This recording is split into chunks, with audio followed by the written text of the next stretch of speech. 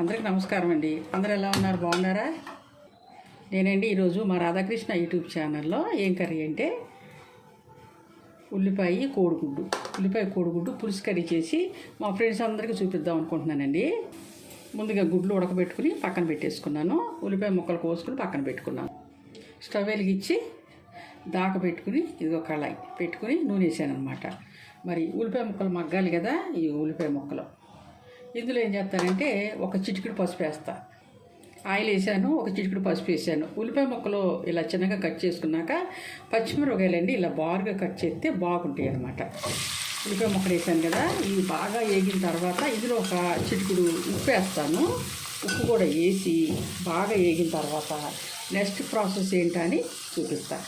మరి మా రాధాకృష్ణ యూట్యూబ్ ఛానల్లో నేను ఈరోజు వచ్చేసి కోడిగుడ్డు పులుసు కర్రీ అండి చేసి మా ఫ్రెండ్స్ అందరూ చూపిద్దాం అనుకుంటున్నాను.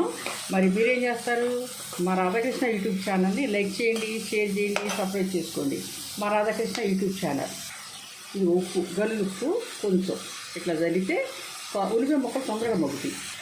ఉప్పు వేసాను కదా, చక్కగా ఉల్లిపాయ ముక్కలు మగ్గుతున్నాయి. ఇది పచ్చిమిరకాయలండి ఇట్లా బారుగా పోసుకోండి. అప్పుడు చాలా రుచిగా టేస్ట్గా ఉంటాయి అన్నమాట. కోడిగుడ్లు ఉడకబెట్టుకుని పొట్టు తీసుకుని పక్కన పెట్టేసుకున్నాను. చింతపండు నానబెట్టుకున్నాను. ఇది పులుసు తీయాలన్నమాట. తీసి ఇందులో పోయాలి. ఇప్పుడే కాదు, పులుసు తీసుకుపోయినట్టే. ఉల్లిపాయ ముక్కలు బాగా మగ్గాలండి. చక్కగా మగ్గిన తర్వాత అందులోకి కారం వేసుకోవాలి. ఇంకా బాగా మగ్గనిద్దామే. కారం అండి, ఉల్లిపాయ మగ్గినాయి కదా, కారం ఎల్లిపాయ కలిపిన కారం వేసాను కదా. ఇది బాగా తిప్పుకుని ఇందులో గుడ్లు వేస్తా. గుడ్లు వేసేసి ఏం చేస్తానంటే పులుసు ఇవ్వండి. గుడ్లు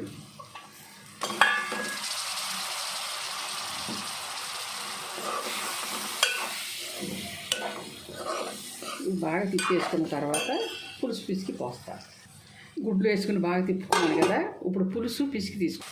ఉల్లిపాయ ముక్కలు చక్కగా ఉడికినాయి కదా. ఇది చింతపండు పులుసు. ఇది ఈ పులుసు పోసి చక్కగా మనం తిప్పామనుకోండి.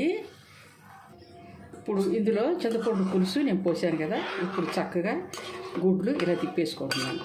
ఉల్లిపాయలు అన్నీ కలుస్తాయి. ఈ పులుసు మనకి దగ్గరికి చిక్కబడిపోయి దగ్గరికి వచ్చిన తర్వాత మనం కూరని కట్టేసుకోవటమే. మా రాధాకృష్ణ యూట్యూబ్ ఛానల్లో నేను ఈరోజు వచ్చేసి కోడిగుడ్లు పులుసు కర్రీ అండి మీ అందరికీ చేసి చూపించాను కదా. మరి మీరేం చేస్తారంటే మా రాధాకృష్ణ యూట్యూబ్ ఛానల్ని లైక్ చేయండి, షేర్ చేయండి, సబ్స్క్రైబ్ చేసుకోండి. మా రాధాకృష్ణ యూట్యూబ్ ఛానల్. ఉప్పు సాలపోతే మనం చూసుకోవటమే. కొత్తిమీర రొట్టె వేసుకోండి, లేకపోతే లేదు. ఇంకెంతేనండి మా ఆంధ్ర స్టైలు. మరి మీకు ఎలా అనిపించింది? మీకు నచ్చినట్లయితే లైక్ చేయండి, షేర్ చేయండి, సబ్స్క్రైబ్ చేసుకోండి. మా రాధాకృష్ణ యూట్యూబ్ ఛానల్. ఈ పులుసు అంతా కూడా చిక్కబడిన తర్వాత దగ్గరికి వచ్చినాక కట్టేసుకోవటమే. చూసారు కదా, చక్కగా గుమ్మగొమ్మ ఉడిగేస్తుంది. మరి మా రాధాకృష్ణ యూట్యూబ్ ఛానల్లో నేను చేసిన కోడిగుడ్డు పులుసు కర్రీ మీకు ఎలా అనిపించిందండి? నచ్చినట్లయితే లైక్ చేయండి, షేర్ చేయండి, సబ్స్క్రైబ్ చేసుకోండి. మా రాధాకృష్ణ యూట్యూబ్ ఛానల్. ఈ స్టవ్ కట్టేస్తానండి. మరి రేపు మళ్ళీ ఇంకొక వీడియోతో మీ అందరి ముందుకి వస్తాను.